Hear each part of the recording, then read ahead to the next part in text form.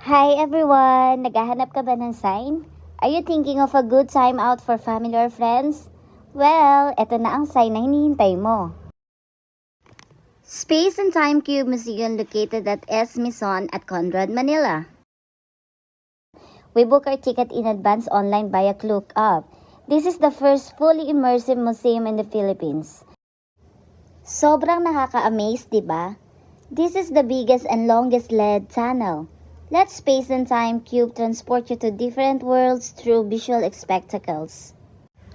Meron sila dito na 20 theme attractions and sensory games.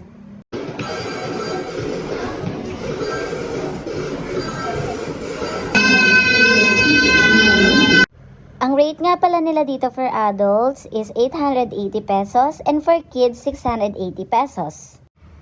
Children age 0 to 2 can enter free of charge. Meron din sila dito stroller and wheelchair at syempre discount for our PWD and seniors.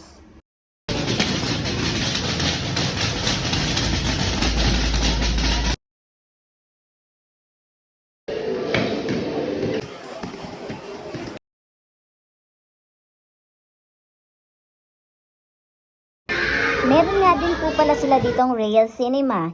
You can enjoy this for 5 minutes. Iba pa nga po ito sa binayaran namin ticket. 250 pesos nga po pala itong Rail Cinema per head. Thank you, Space and Time Cube Manila, for making our July 1st memorable.